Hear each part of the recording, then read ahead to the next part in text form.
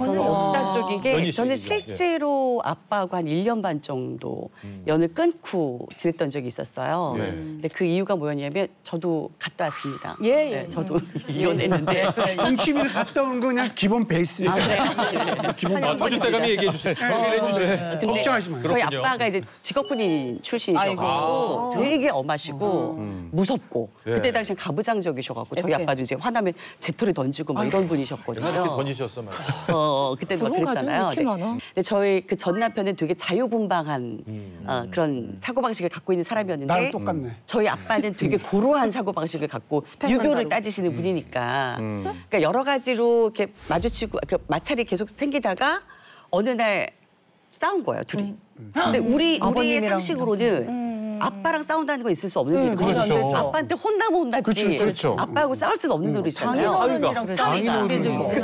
근데 외국 생활도 오래 하고 그랬으니까 아빠랑도 얼마든지 대립각을 세울 수 있다고 생각한 거죠. 그러니까 아빠한테 딱 대들고 싸우고 이러면서 이제 둘이 사이가 안 좋아진 거예요. 제가 중간에서 이제 계속 그래도 우리가 사위니까 내가 딸이고 자식이니까 부모님께 잘못했다고 얘기해야 되지 않겠느냐 관계로 회복을 시키려고 5월 8일 어버이날을 기점으로 카네이션을 사가지고 딱 한 번만 나를 위해서 아빠한테 가달래. 그래서 이제 카네이션을 바구니를 들고 갔는데 이게 갔는데 이제 아빠가 딱 쳐다보시더니 당신 방으로 들어가시는 거예요. 딱 들어갔다 딱 다시 나오시는 거예요.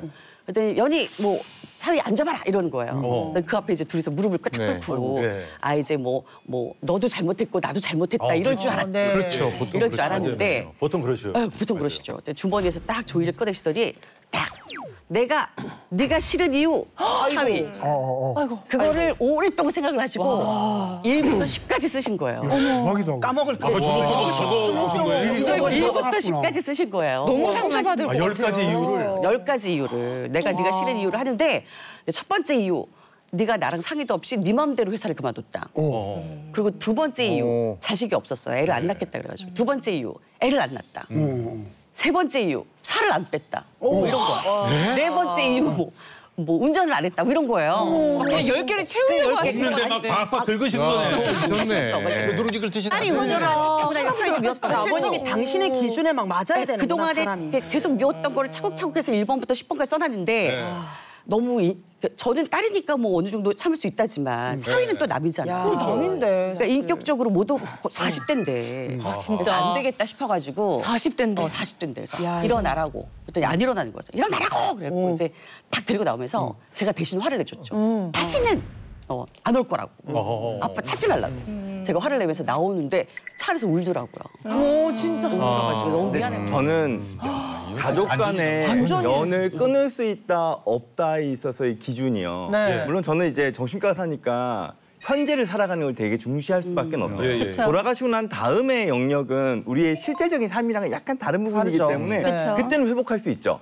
하지만 삶을 살아가는 데 있어서 가족이 나에게 해가 된다면, 즉 해로운 가족이라면 이 관계는 얼마든지 끊어낼 수 있어야 한다고 생각해요. 그러니까 스스로의 주관으로. 의대로. 근데 이 해롭다 안 해롭다에 대한 영역을 구분하기가 또 어려워요. 그러니까요. 근데 방금 말씀하신 영역이 결혼을 하기 전에 아버지가 이렇고 저렇고 해서 사위 될 사람이 좀 염려가 된다. 그렇게 이야기하는 건 그래도 좀 들을 여지가 있지만 결혼해서 이미 잘 살고 있는데 거기서 네 남편이 이런 문제가 있고 저런 문제가 있고 나는 여기에 대해서 너무 화가 난다고 하는 건 부모님이 그 딸의 관계, 자녀의 관계에 너무 저는 개입하신 거라고 봐요. 우리나라의 문화라서 새로운 그런 거 가족의 여지가 있다. 저도 그 얘기를 하려고 그랬던 게 그게 기분 나쁜 게 틀린 게 아니라 장인어른이 그 얘기를 한 게 틀렸다는 얘기를 하고 싶었어요. 그러니까 답은 맞았지만 이혼이 그게 맞았지만 장인어른이 할 이야기는 아니었던 거. 그렇죠. 기분 나쁘죠. 장인어른 왜 못해? 할 수 있지. 어른 할 수 있지. 장인어른 그러면 당연히 할 수 있지. 내 딸인데 내 딸이 어떻게 나는 이해가 안 되는 게 장인어른이라고 왜 사위 눈치를 봐야 돼?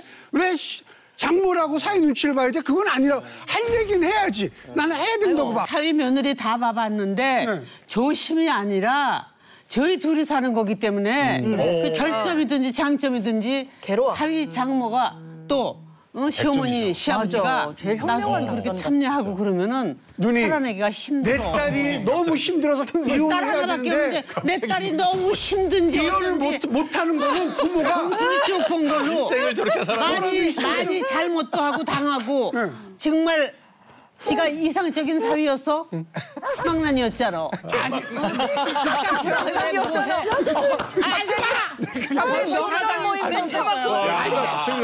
일단은 네.